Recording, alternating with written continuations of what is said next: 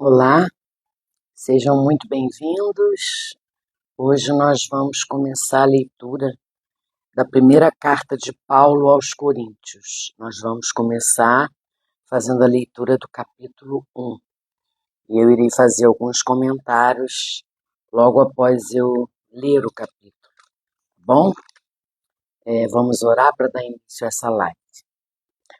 Oremos. Querido Deus, amado Pai, graças te dou, Senhor, graças te dou por mais um dia em Tua presença, por mais um dia em que eu tenho o privilégio de poder estar aqui diante de Ti para estudar as Tuas Escrituras, para estudar o livro mais importante do mundo. Pai, abre o nosso entendimento para que a gente receba a palavra. Fale conosco, Pai querido. Fale conosco, que a gente guarde em nossas mentes com sabedoria e guarde também em nossos corações essa palavra tão preciosa que vem do Senhor. Abre a mente dos meus irmãos. Eu oro também para que o Senhor derrame porção dobrada do Teu Espírito nesse ambiente. Direciona, Senhor, esse estudo. Direciona tudo que eu for falar, Espírito Santo.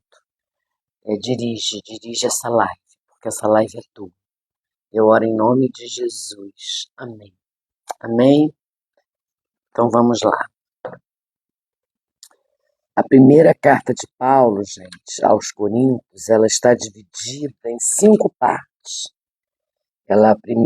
Ele primeiro faz a saudação, depois ele fala sobre a divisão da igreja, depois ele fala sobre o partidarismo da igreja e a mensagem da cruz, e vai falar também que Jesus Cristo é o poder de Deus. Amém?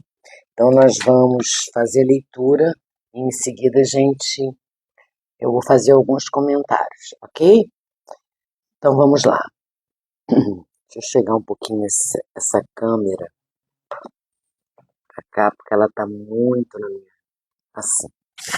Então vamos lá.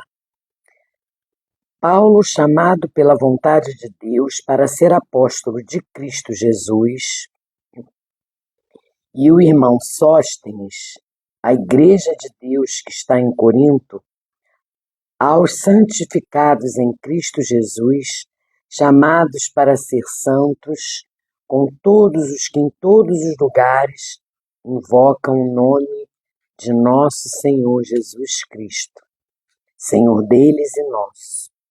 Que a graça e a paz de Deus, nosso Pai, e nosso Senhor Jesus Cristo estejam com vocês.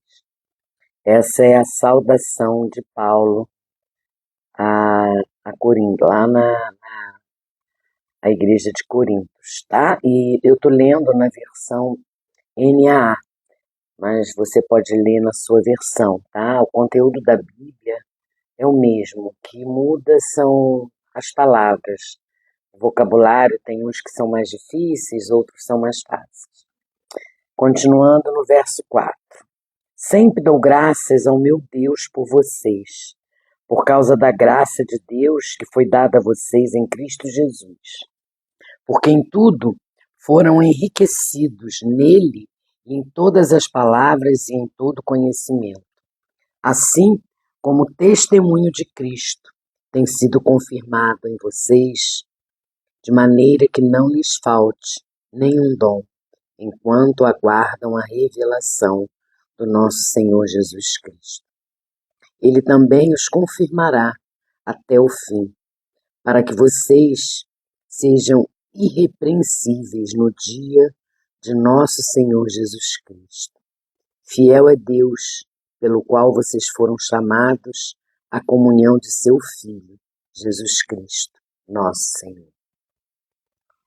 Irmãos, pelo nome de nosso Senhor Jesus Cristo, peço-lhes que todos sejam de acordo naquilo que falam e não haja divisões entre vocês. Pelo contrário, que vocês sejam unidos no mesmo modo de pensar e no mesmo propósito.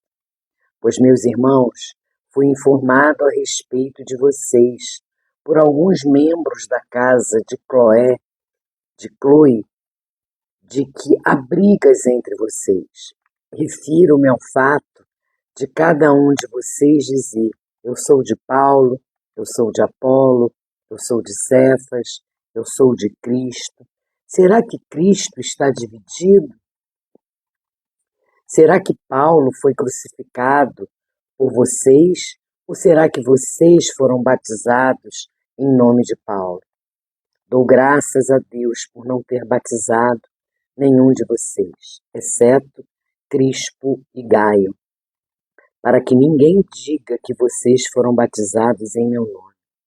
Batizei também a casa de Estéfanas. Além destes, não me lembro se batizei algum outro.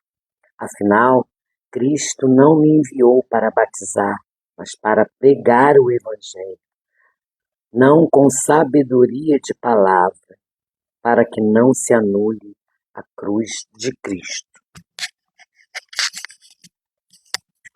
Certamente a palavra da cruz é loucura para os que se perdem, mas para nós que somos salvos, ela é poder de Deus, pois está escrito: destruirei a sabedoria dos sábios e aniquilarei a inteligência dos inteligentes.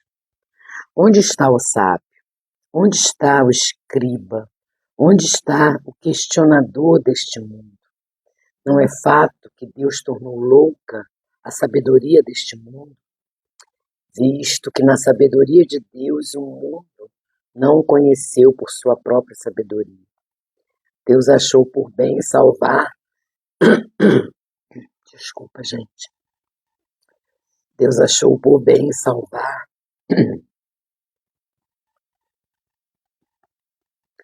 os que creem por meio da loucura da pregação, porque os judeus pedem sinais e os gregos buscam sabedoria. Mas nós pregamos o Cristo crucificado. Escândalo para os judeus, loucura para os gentios. Mas para os que foram chamados, tanto judeus como gregos, Cristo é o poder de Deus e a sabedoria de Deus. Porque a loucura de Deus é mais sábia do que a sabedoria humana. E a fraqueza de Deus é mais forte do que a força humana. Irmãos, considerem a vocação de vocês. Não foram chamados muitos sábios segundo a carne, nem muitos poderosos, nem muitos de nobre nascimento. Pelo contrário, Deus escolheu as coisas loucas do mundo para envergonhar os sábios e escolheu as coisas fracas do mundo para envergonhar as fortes. E Deus escolheu as coisas humildes do mundo e as desprezadas e aquelas que não são, para reduzir a nada as que são, a fim de que ninguém se glorie na presença de Deus. Mas vocês são dele, em Cristo Jesus, o qual se tornou para nós, da parte de Deus, sabedoria, justiça, santificação e redenção, para que, como está escrito, aquele que se gloria, glorie-se no Senhor. Então, esse capítulo é o capítulo 1 do livro de Coríntios, a carta de Paulo aos Coríntios. É um capítulo que está ali nos exortando, né? Está ali nos falando sobre divisão da igreja. Olá, Henderson. Oi, Michele. Deus abençoe vocês. E então Deus já começa, né? Ele primeiro ele dá saudações à igreja, depois ele começa a falar, né? Exortação à unidade ao povo que fica dividido na igreja. E aí eu fiz algumas anotações. O problema da igreja, em 1 Coríntios, Paulo começa saudando a igreja de forma amorosa e paterna. Ele expressa a sua alegria ao saber que a fé dos irmãos tem sido confirmada com o passar do tempo. Paulo tinha esse hábito de voltar aos lugares aonde ele deixava as igrejas. As igrejas eram plantadas, mas ele voltava para saber como é que estava tudo. É como nós, né, que discipulamos, a gente não pode largar o discipulado. A quem a gente discipula, a gente precisa acompanhá-lo.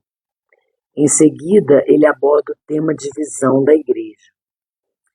A igreja de Corinto, embora possuísse vários dons espirituais, estava se tornando uma comunidade medíocre e soberba. Um queria ser melhor que o outro. Eles se comparavam entre si. E isso acontece também nos dias de hoje. Seus talentos, em lugar de edificar, começaram a ser motivos de divisão.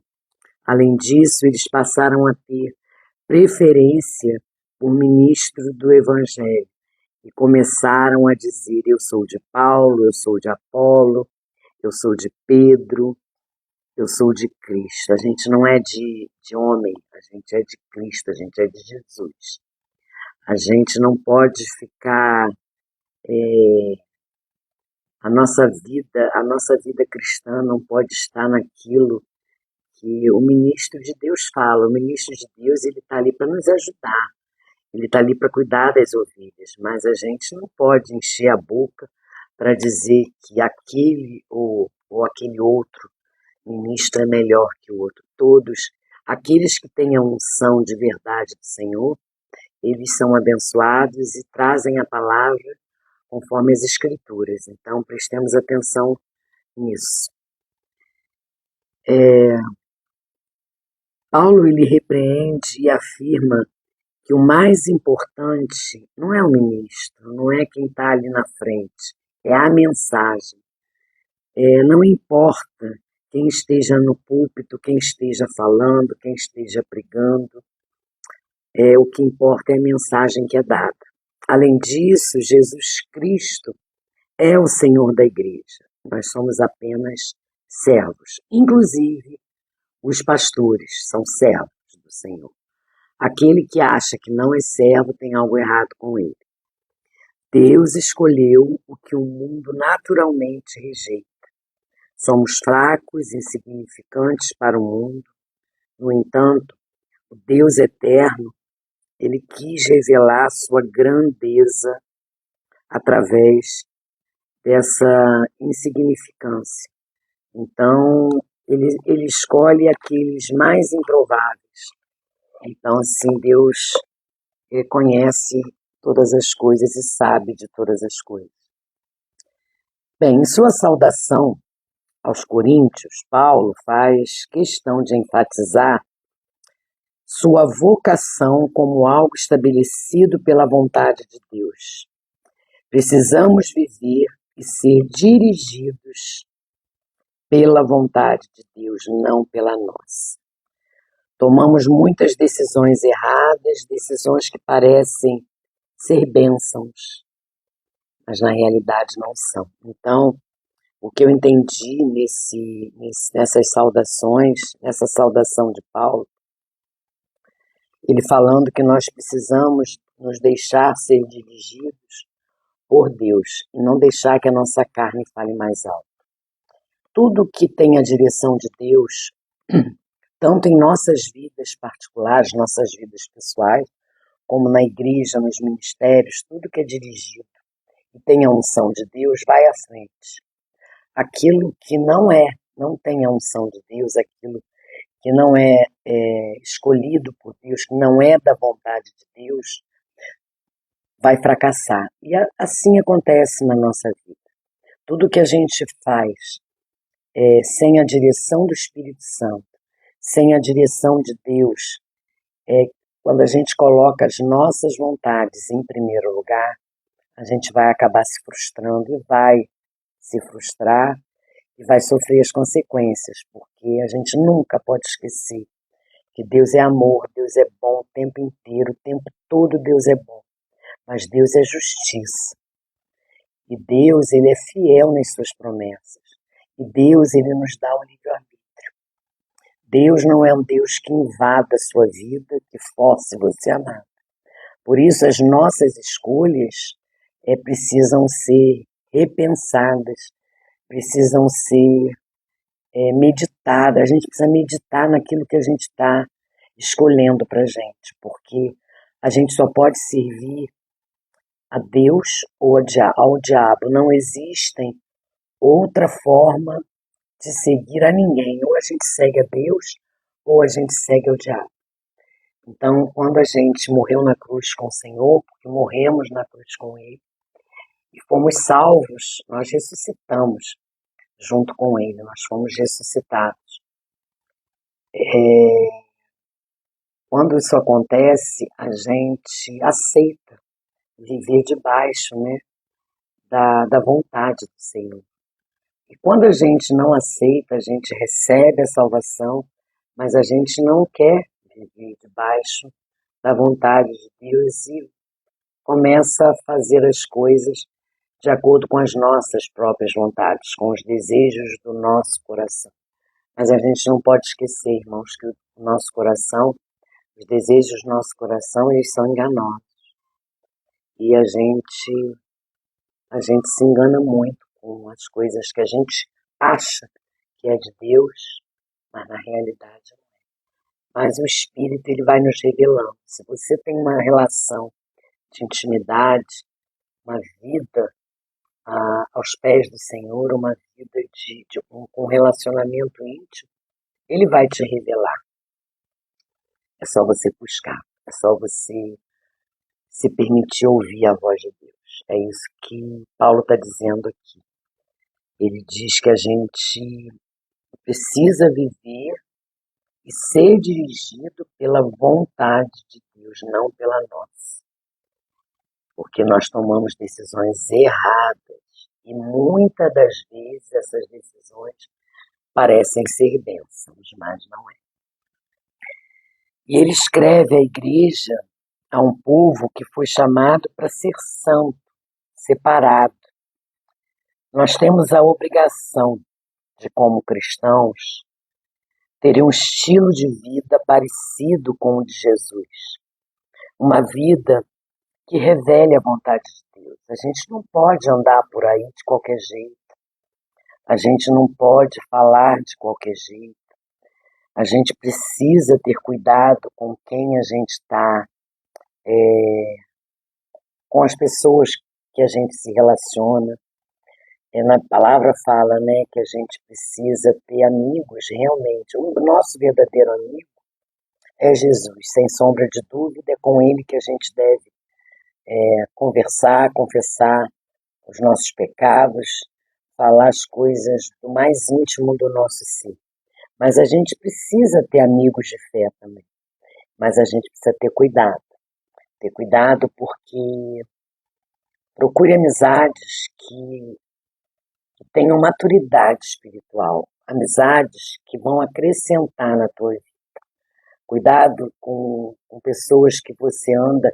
Ontem foi falado isso na minha igreja, no culto da noite, sobre cuidado com as pessoas com quem você anda, com quem você vai manter um relacionamento, porque você está servindo a Deus.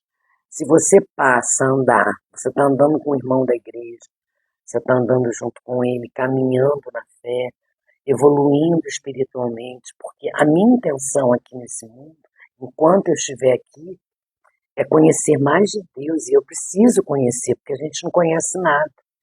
É avançar na fé, cada dia um passo, cada dia é uma busca. Então a gente precisa estar em lugares que vão nos ajudar, que vão somar para que isso aconteça. Então quando a gente dá espaço para amizades que não edificam, aí a gente precisa ter cuidado, porque a gente pode passar a servir só aquele que não edifica em nada. Entendeu? Porque contamina o nosso coração. Contamina. Não é que a gente não possa conversar, falar, mas conviver, amizade, de conversar as coisas mais íntimas, a gente precisa ter muito cuidado. Entende? É isso que Paulo também fala aqui, que nós somos um povo separado, um povo santo. Então nós temos a obrigação de ter um estilo parecido com o de Jesus, uma vida que revele a vontade dele nas nossas atitudes, nos nossos comportamentos, na forma de nos vestirmos, na forma de falar. E cuidado, né, com as pessoas que andam à sua volta, a quem você se faz aliança. Foi exatamente isso. Cuidado com as pessoas com quem você faz aliança. E aí Paulo começa a falar da divisão das igrejas, né? Nós temos um Deus fiel, um Deus bondoso, que cuida de nós, mesmo diante... Desculpa, gente. Nós temos um Deus fiel, um Deus bondoso, um Deus que cuida de nós, mesmo diante das mais severas adversidades, mesmo diante das coisas mais difíceis. Oi, Ana Paula, minha filha amada, Deus abençoe você. Então a gente precisa, então como eu estava falando, desculpa, me distraí com a minha filhada que entrou agora. Temos um Deus fiel, um Deus bondoso que cuida de nós, mesmo diante das mais severas adversidades. Paulo, ele enfatiza que ele nos chamou para ter comunhão com Jesus, seu Filho. Não podemos viver distantes, aquém do que Paulo fala, aquém daquilo que Jesus quer. Jesus quer que caminhemos com ele. E como filhos devemos nos aproximar, ter comunhão com a divindade, ter a intimidade, ter relacionamento, viver uma vida santa na presença do Pai, na presença do Filho e na presença do Espírito Santo. A divindade, não podemos abrir mão, se estamos salvos, se recebemos a nossa salvação, se cremos que vamos ter uma vida eterna ao lado do Pai, porque nós morremos na cruz e nós ressuscitamos com Jesus. Jesus ressuscitou, nós ressuscitamos e ele vai voltar. Então nós vamos ter a segunda ressurreição. Ele vai ressuscitar, nos ressuscitar a segunda vez, porque a gente já ressuscitou a primeira, a gente já vive a vida aqui eterna, mas a gente vai viver uma vida quando a gente tem essa identidade em Deus e sabe que Ele vive em nós e que nós vivemos nele. A gente sabe que a nossa vida não é aqui. Eu oro sempre agradecendo a Deus por minha casa, a Deus por me dar provisão para suprir as minhas necessidades, mas eu sei que aqui não é minha morada definitiva. Eu sei que, por pior da situação que eu esteja passando, por pior que seja, nada se compara à glória de Deus, nada se compara à vida eterna ao lado do Pai. Então a esperança da gente tem que ser essa, crer que apesar de todas as dificuldades, Deus é conosco, Deus está conosco. Se você o procurar de verdade, se você buscar respostas, Ele vai te dar, como tem dado na minha vida, como tem falado comigo. Em contraste com a fidelidade de Deus, está a infidelidade humana. Somos difíceis de convivência. Somos difíceis. Os coríntios, eles tinham muitos dons, mas eram divididos, eram totalmente divididos, eles brigavam entre si. E já no primeiro século, a divisão era um problema na igreja. Então lá atrás já acontecia e hoje continua acontecendo. A divisão, sabe? Pessoas se achando melhor que as outras, líderes de ministério não permitindo, não dando acesso a quem está começando, dando uma oportunidade, sabe? Então a gente precisa entender que ninguém é melhor que ninguém. Nós estamos ali para servir a Deus. Nós estamos ali para fazer aquilo que Ele ordenou, levar o Evangelho, levar a mensagem da cruz. Essa é a ordem do Senhor, que a gente leve a mensagem da cruz. A gente gosta, sim, de alguns pastores, a gente tem mais afinidade com alguns do que com outros. A palavra é bênção, a unção é poderosa, mas assim, a gente precisa colocar o nosso amor, vamos dizer assim, o nosso amor, não no homem pastor, né? Ah, eu amo meu pastor, ele é uma bênção. Eu amo a palavra que ele leva no púlpito. Eu, eu amo a mensagem que ele derrama ali para toda a igreja. É isso que a gente precisa entender. A gente precisa entender que aquilo mais importante nas igrejas não é decoração, não é louvor, não é. O louvor, gente, o louvor a gente adora com a alma, o louvor. E a adoração a gente adora com o espírito. A diferença entre você louvar e você adorar. Louvar, você louva com a alma. Adorar, você adora com o espírito. E uma igreja cheia da presença do Espírito é bênção, é bênção. Por isso, a gente precisa amar a mensagem que é levada através do nosso pastor, através do homem de Deus, através do ministro da palavra. Ao saber desses eventos, dessas divisões, Paulo fica muito triste. De fato, a divisão, ela entristece o coração de Deus. Precisamos nos comportar e tomar decisões que fortaleçam a unidade do corpo de Cristo. E devemos ser promotores da paz e unidade, não da divisão e da guerra. Isso eu li no do versículo 7 ao 11. Depois você dá uma lida aí na sua Bíblia. Eu já fiz a leitura do capítulo e agora eu estou fazendo esses comentários. Então, assim, a gente precisa ter cuidado com essas divisões, né? Discriminar um, discriminar outro, tratar todos com amor, porque Deus se entristece muito. Nós precisamos ter comportamentos e tomar decisões que fortaleçam o corpo de Cristo, que fortaleçam a unidade na igreja. É isso que Paulo está falando. Então, nós devemos ser promotores, nós devemos levar a paz, levar a alegria para a unidade, na unidade, né? A unidade da igreja, com todos os irmãos, e não as divisões, as brigas, as dissensões. Paulo fala também sobre o partidarismo na igreja.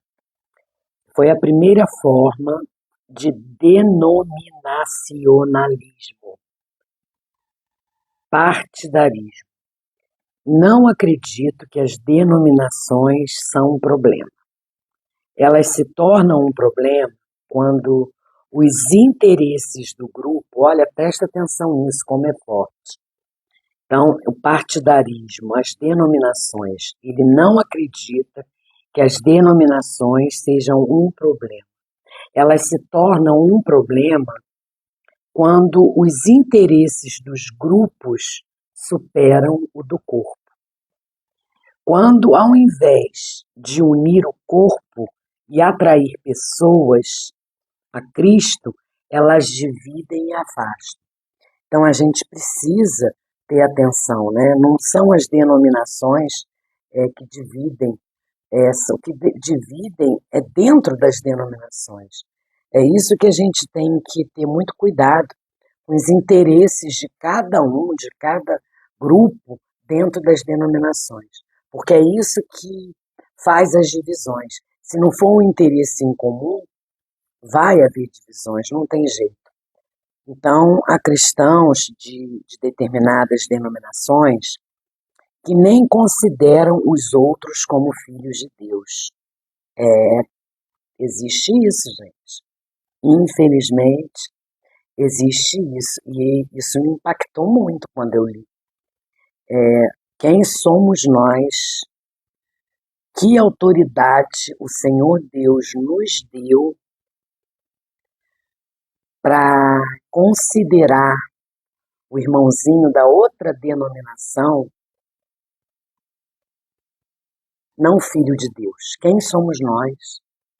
Sabe, eu já falei aqui lá no livro de Romanos, onde a gente estava lendo, semana passada, a gente terminou, e eu falei sobre isso nessa carta, que a gente precisa ter muito cuidado, porque não é roupa, não é alimento, não é o dia do descanso que vai nos fazer melhor que o irmão. Sabe, o Deus, ele conhece o irmão. Se ele acha que ele tem que guardar o sábado, e eu acho que eu tenho que guardar o domingo, amém. A denominação dele é dessa forma, e eu tenho que respeitar, porque Deus, ele sabe a intenção do coração desse irmão. Deus, a gente precisa ter cuidado quando a gente fala assim, Deus conhece o nosso coração. Sim, Deus conhece o nosso coração. Mas não confie só nisso. Deus conhece a intenção daquilo que você coloca no seu coração. Então, cuidado em julgar o teu irmão que é de outra denominação. Eu já fiz muito isso, gente. E eu peço perdão ao Senhor, porque aquele que está numa igreja, numa denominação diferente que eu não quer dizer que eu seja mais santo que ele. Não é isso, nós não somos melhores que eles. E Paulo aqui, ele fala, né? Há cristãos de determinadas denominações que se consideram melhor, que se consideram, que não consideram outros como filhos de Deus. E aí, Paulo pergunta, né? O Senhor deu autoridade para que você considere ou não seu irmão filho de Deus? Não, não. Quem tem que saber é o Senhor, não sou eu. Nós vamos prestar contas de todas as nossas atitudes, do nosso comportamento, no julgamento. Quando a gente voltar para o Senhor, nós vamos, todos, sem exceção, todos serão julgados. Então eu não tenho que me preocupar com o irmão. Eu preciso sim ajudá-lo em amor, exortá-lo em amor, mas eu não tenho que julgar ninguém. Cada um é responsável por suas escolhas. Isso aí Jesus deixa bem claro, nós somos responsáveis por nossas escolhas. Agora entendam, gente, que eu custei a entender isso. Eu custei.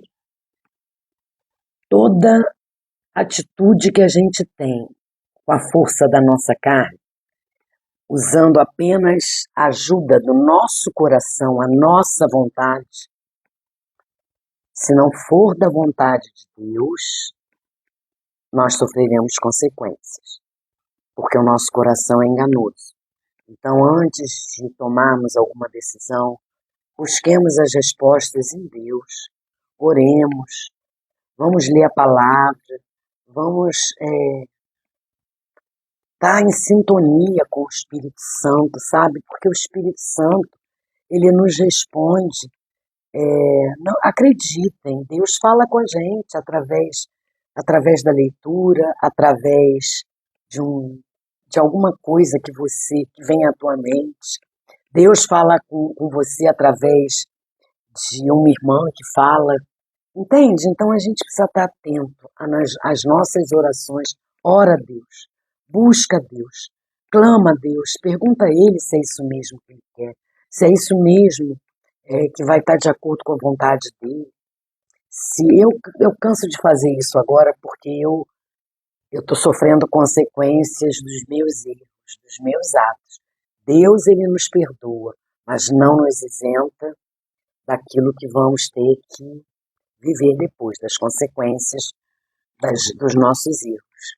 Porque Deus é um Deus que te dá liberdade, Ele te dá livre-arbítrio, Ele não te força nada. E aí Paulo diz também que não cabe a nós dizer quem é joio ou trigo. O Senhor Jesus deixa isso bem claro. Somos chamados para amar, acolher e ajudar. Cristo não está dividido.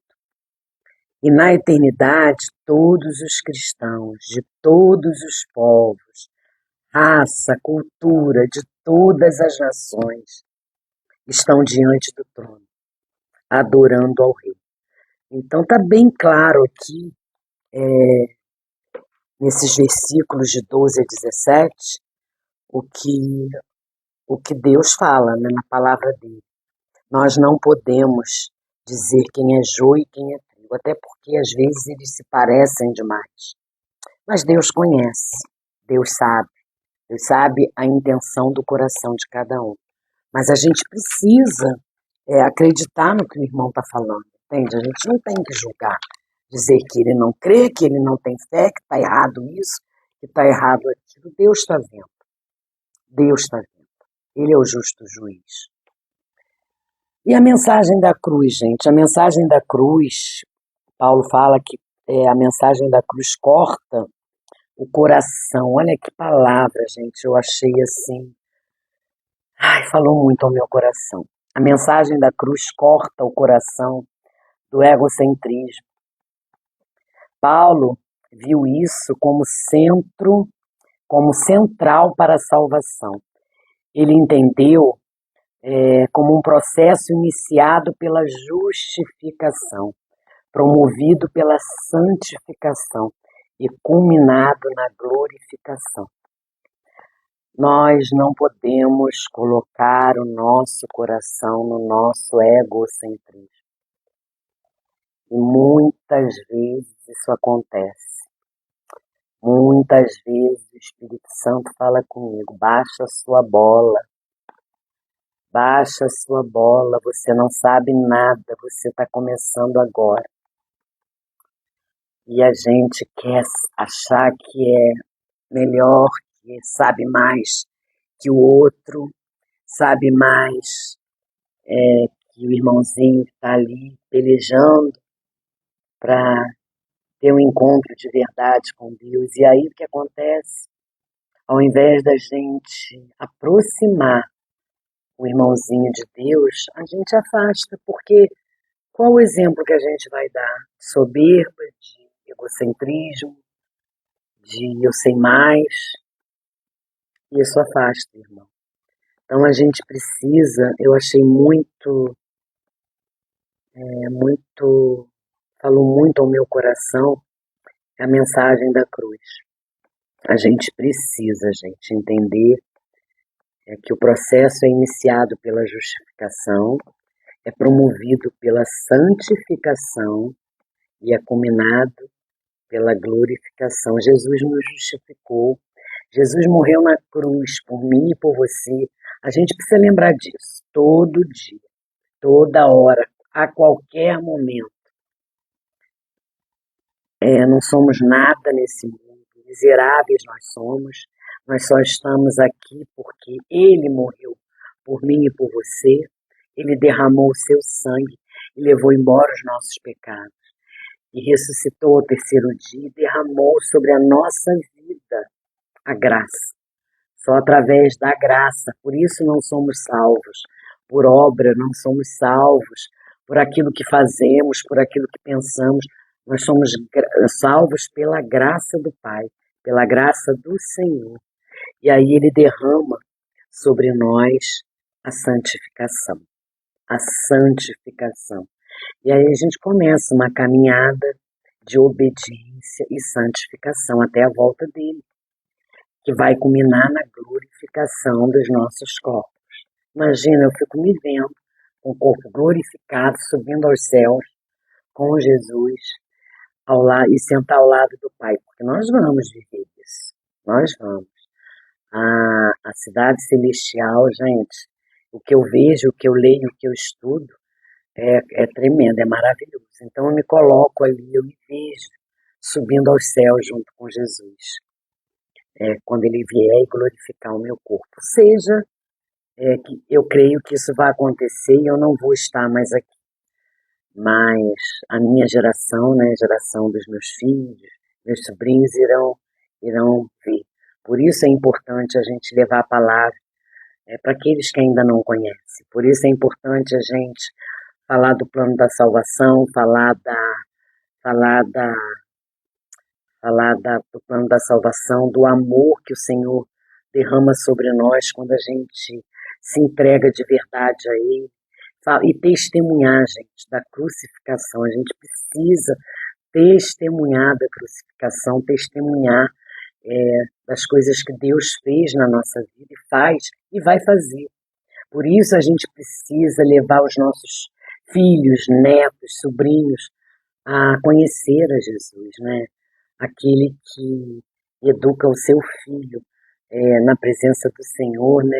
Ele é sábio, ele é sábio, é inteligente. Então a gente não pode deixar de levar a palavra aos nossos, a nossa prole, né? As pessoas a nossa descendência, porque eu creio que eu queria muito que a volta de Jesus, que eu estivesse viva. Pode ser, né? Porque eu não sei, você pode voltar amanhã. Você está pronta? Eu estou pronta. Eu estou pronta. Então, assim, se ele voltar amanhã, glória a Deus. Mas se ele não voltar, glória a Deus também. A minha herança, os meus filhos, os meus netos, os meus sobrinhos, eles irão ver a glória, né, do Pai descer dos céus. Isso aí é maravilhoso. Paulo, ele fala também, mais enfaticamente, nos versos, no verso de 2 Timóteo 2,12 e Apocalipse 22,5. Olha, Paulo fala mais enfaticamente nesse verso e na carta como um todo para a segunda dessas fases, a santificação progressiva. A mensagem da cruz é a mensagem da renúncia, da obediência a Deus, que pode levar, como no caso de Jesus, à humilhação e à morte, mas que em última instância não leva à autodestruição, mas à preservação. Diz aqui em Marcos, olha, eu vou ler o que diz em Marcos 8, 34 e 35. Diz assim: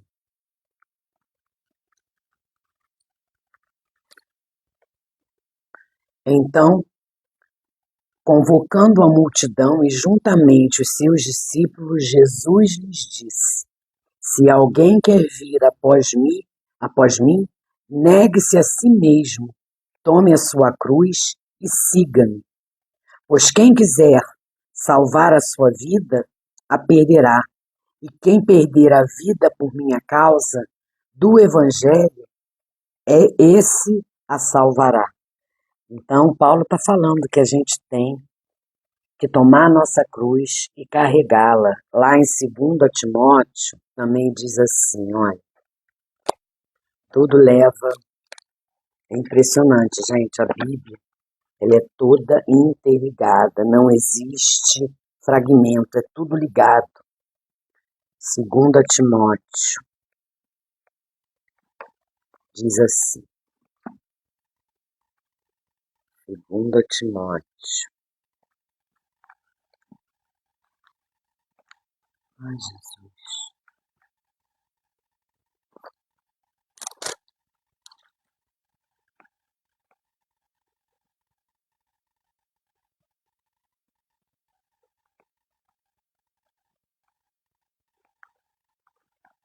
gente, tá difícil de eu achar. Achei.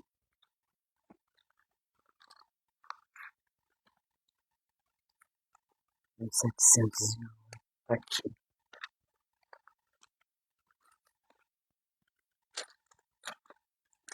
Ó, na carta, segunda carta a Timóteo, capítulo 2, verso 12, diz assim, olha,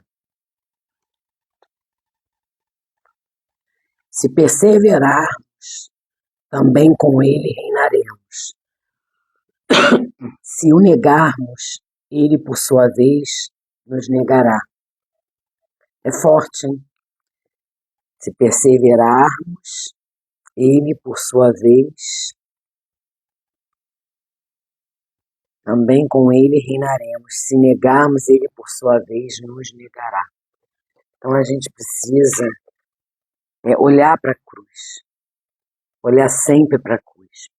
Paulo destaca que com toda a sabedoria humana, seja do estimado estudioso judeu ou do filósofo grego, o brilho do homem não pode apreciar o plano de Deus. Não é o conhecimento autoconfiante, mas sim a modesta, que permite entrar no caminho estreito. Não é porque você tem várias faculdades, não é porque você estuda, é formado, tem uma situação mais, vamos dizer assim, melhor do que outras pessoas, que isso vai destacar a tua vida com Deus, porque Deus não vê, Deus não escolhe ninguém, Deus não escolhe aquele que é mais sábio, inteligente nas letras, Deus não escolhe aquele que fez teologia e aquele que não fez. Para Deus, todos nós somos iguais. O que conta, gente, é o Espírito, o que conta é o coração cheio da presença de Deus. Nós precisamos ter humildade, nós precisamos ter modéstia.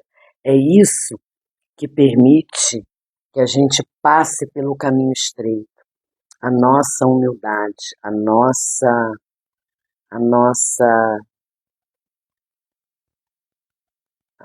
entrega de verdade ao Senhor.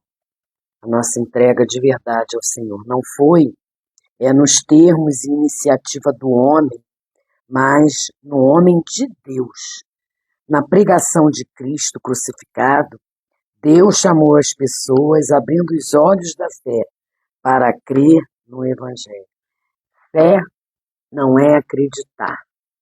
Fé é confiar. Fé não é emoção. Fé é decisão. Você decide, você escolhe, você quer e você coloca a tua vida na mão do Pai. Quando você se dispõe a colocar tudo, não é só partes da sua vida, porque eu já fiz isso. Senhor, cuida até aqui, o resto pode deixar que eu tenho controle. E a gente não tem controle de nada. Então, quando a gente entrega tudo na mão do Senhor, quando a gente coloca tudo nas mãos do Senhor e começa a buscar através de oração, através da palavra, da leitura, a fé vem pelo ouvir, a fé vem por você ler. Cada vez que você lê as Escrituras, cada vez você conhece mais Deus. Você não pode conhecer alguém se você não sabe sobre ela ou sobre ele. Você não pode, então, é a mesma coisa com Deus. Você não pode conhecer a Deus se você não lê sobre ele, se você não sabe sobre ele. Então é isso que eu aprendi, é isso que eu aprendo todos os dias. A minha fé, ela tem que ser fortalecida através das minhas orações e através da palavra, através da leitura. Paulo também encerra esse capítulo declarando que Jesus é o poder e a sabedoria de Deus. Isto significa que em seu Filho, Deus Pai fez sua maior revelação. Você vê, né? Em seu Filho, Deus fez a sua maior revelação. Jesus, ele veio ao mundo, ele veio como nós, como seres humanos. Ele se despiu de toda a sua glória, de toda a sua autoridade. Olha isso, se Deus fez isso, quem somos nós para colocar a nossa arrogância, para colocar a nossa soberba, o nosso orgulho à frente de tudo, gente? Deus se despiu de tudo isso e veio como homem. Ele conhece o que nós sentimos, ele conhece. Jesus teve fome, Jesus teve sede, Jesus chorou. Então Jesus, ele veio a esse mundo para viver o que a gente viveu, só que ele não pecou. Ele não pecou. Então, assim, por mais que esta revelação seja considerada fraca ou insuficiente, por mais que essa revelação seja uma loucura, ainda assim, ela é a mais sábia do que o plano dos homens, com certeza. A revelação do Pai, Deus, é a maior revelação que podemos ter. É maior, por isso que eu digo, nada se compara, nada. Qualquer coisa que passemos, que vivemos, estejamos vendo, se compara à glória de Deus, se compara à beleza de Deus. E aí, diz isso, né? Parece uma loucura para esse mundo, a revelação do Senhor. Quando ele se revela a nós cristãos, para o mundo parece uma loucura. Mas ela é a mais sábia, é a escolha mais sábia. E por mais que essa revelação parece fraca, ela é a mais forte do que toda a força humana. Através de Paulo, o Espírito Santo, ele nos mostra que os critérios e a forma de agir de Deus são diferentes das nossas. Por mais louca e insignificante que pareça, as escolhas do Senhor são muito superiores à nossa. Isso eu falo sem sombra de dúvida. A gente precisa, se a gente conheceu o Senhor verdadeiramente, se a gente está caminhando junto com o Pai, a gente precisa entender que tudo aqui nesse mundo é insignificante. Ter uma vida com o Senhor é a melhor coisa do mundo. Estar na presença do Senhor é a melhor coisa do mundo. Eu digo isso dando meu testemunho de que enquanto eu fazia as coisas com a força do meu braço, achando que eu estava certa, eu só me frustrei. Então, gente, coloquem a vida de vocês na presença do Pai.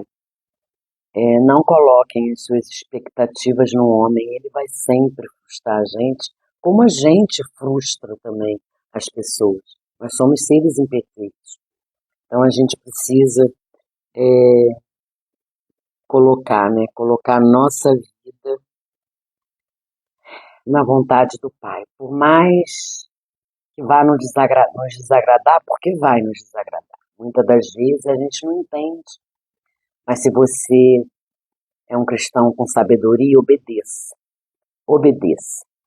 Obedeça ao que a voz de Deus fala com você. Obedeça ao que Deus manda você fazer. E depois você entende. Primeiro obedece, depois você procura entender. Porque as coisas de Deus são perfeitas. As coisas de Deus são maravilhosas. Então, assim, foge às vezes do nosso entendimento, sabe? A gente não consegue entender por que a gente está vivendo determinada situação, mas Ele conhece todas as coisas. E se estamos vivendo, vamos viver. Um dia a gente vai entender. Primeiro faça, obedeça, depois entenda. Amém? Então hoje terminamos o capítulo 1 e amanhã a gente continua a primeira carta de Paulo aos Coríntios no capítulo 2. Amém? Muito feliz de ver vocês aqui, muito feliz. Olha, Anderson, o Wenderson, Michele, minha amiga de fé, Ana Paula, minha filhada e sobrinha, que eu amo tanto. Deus te abençoe, minha filha. Minha amiga Sônia, que a gente não se vê há anos, né, Sônia? Mas glória a Deus, nós temos a internet, esse meio de comunicação, que tão abençoado ele é quando sabemos usar com sabedoria. A internet veio para nos ajudar, né, na pandemia e acabou ficando E através dela a gente não perde contato com pessoas que a gente ama, pessoas com que a gente conviveu, e por conta das nossas, da nossa correria, eu me mudei, fui morar em outro lugar, e a Sônia mora em Niterói. Agora que eu voltei para Niterói, a gente almoçava sempre, né, Sônia? Eu trabalhei num restaurante onde ela ia sempre almoçar, e aí a gente conversava muito. Mas a gente, glória a Deus, tem a internet. Deus abençoe sua vida, Sônia. E você, tá, não vou falar, né? Porque eu não conheço, não sei o seu nome, mas está escrito aqui, Urubu para cima. Então, deve ser flamenguista, né? Com certeza. Seja muito bem-vindo. Então, gente, é isso. Nós terminamos aqui o nosso estudo de hoje, a nossa leitura do capítulo 1. E amanhã a gente continua na leitura do capítulo 2. Vamos orar para terminar lá. Oremos. Pai querido e Pai amado, obrigada, Senhor. Gratidão, gratidão por essa palavra. Gratidão, Senhor, porque o Senhor é um Deus bom. O Senhor é bom em todo tempo. O Senhor derrama a sua misericórdia todos os dias. Todos os dias que abrimos olhos, o Senhor derrama as suas misericórdias em nossas vidas. Gratidão, Senhor, porque tudo que temos, tudo que somos, vem do Senhor. Nada, nada que a gente pense que foi conquistado com a força do nosso braço é dado pela força do nosso braço. Tudo nos foi dado através de Ti, o nosso emprego, a nossa família, a nossa vida, os nossos filhos. Mas cuida, Senhor. Cuida para que a gente seja canal de bênção para nossos irmãos, que a gente seja canal de bênção para nossa família, para os nossos cônjuges, que a gente seja canal de bênção para os nossos filhos.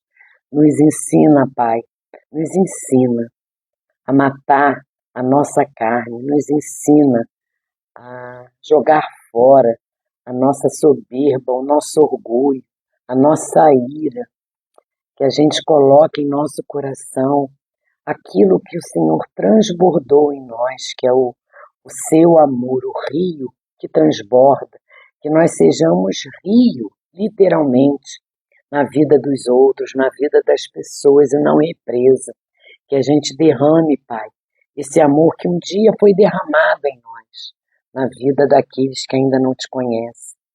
Pai, nos ajuda a guardar essa leitura não só em nossa mente, mas que a gente guarde com temor, com amor em nossos corações. E que a gente entenda, Pai, que o nosso coração é enganoso, que a gente precisa ouvir a sua voz e que nós só iremos ouvi-la na medida que a gente buscar com intimidade, reverência, com intensidade, Pai. É isso que eu agradeço, que o Senhor tem me dado, o Senhor tem me capacitado, o Senhor tem me mostrado aquilo que eu evitava ver, aquilo que eu não queria ver, porque era mais fácil eu entender aquilo que o meu coração queria, o que a minha vontade queria. Obrigado, Senhor, por me orientar, por me direcionar e por estar comigo. E continua, Paizinho, comigo, continua com os meus irmãos. Todos os dias que estamos aqui, todos os dias, eu peço para que o Senhor continue ao meu lado, ao meu lado. E eu, Pai, te glorificarei, eu te contemplarei, porque toda a sua criação é digna de contemplação, tudo, Senhor. Eu contemplo a tua face, eu contemplo, Senhor, e vou contemplar o resto da minha vida, a tua face. Obrigada, Senhor. Obrigada porque eu consegui descobrir a minha identidade em Ti. Eu consegui assumir a paternidade do Senhor. Eu hoje digo, eu encho a minha boca para dizer, eu sou filha, filha de Deus, eu sou filha. E Ele é o meu Pai. Obrigada, Senhor, obrigada. Pai, eu oro agora também pelos meus irmãos lá do Rio Grande do Sul. Pai, eu sei o quanto é difícil e nós não conhecemos, nós que estamos aqui, não conhecemos a verdadeira realidade da situação desse povo, porque a gente só conhece aquilo que é transmitido através das mídias, através da internet, mas o Senhor conhece, o Senhor vê todas as coisas. Então, Senhor, cuida dessas pessoas que perderam os seus entes queridos, que perderam as suas casas. Conforta, consola, Pai. Cuida dos nossos voluntários, desses homens e mulheres que estão ali ajudando, contribuindo, com cuidado dos abrigos, com cuidado de reformar, limpar as casas. Cuida, Senhor. Cuida para que eles levem aos abrigos não só o alimento físico, mas que eles levem também o alimento espiritual, a Tua palavra. Que eles tenham ousadia, Pai, ousadia em confessar a Ti, ousadia em falar do Teu amor, do plano da salvação, para aqueles que ainda não Te conhecem.